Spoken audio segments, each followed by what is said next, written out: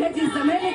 يسهل مبروك، وشك حلو. مبروك عليك يا علا، ومبروك لماركو، ومبروك لكل جماهير نادي الزمالك العظيمه وكل نجوم الزمالك والجماهير. الحقيقه كانت رقم واحد، هي الحقيقه دافع قوي جدا للفريق طوال المسيره. عانينا كتير جدا السنه دي، كابتن معتمد جمال مفيش صفقات، مفيش لعيبه، سكواد محدود. الحقيقه ان السنه دي دوري استثنائي زي ما انت قلتي، دوري هيتكتب في التاريخ. انا احتفلت ب2 دوري وانا مراسل في القناه، النهارده بحتفل وانا محلل رياضي، وان شاء الله احتفل ب20 دوري كمان، وانا زملكاوي كلنا زملكاويه. عايز اقول دوري محمد صبري، راح محمد صبري، بهديه لمحمد صبري، بهديه طبعا لاسرته كمان.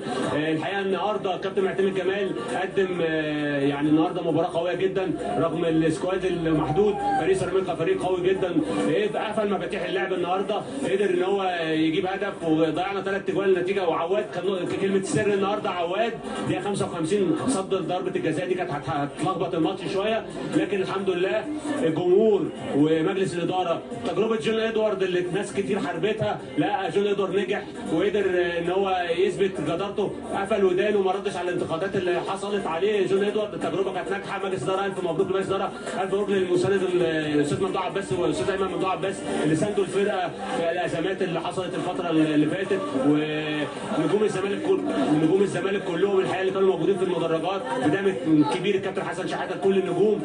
الف مبروك يا علا، الف مبروك لجمهور نادي الزمالك العظيم واعضاء النادي. شكرا يا سيد. انت قلتي لي انا مبسوطه قوي موجوده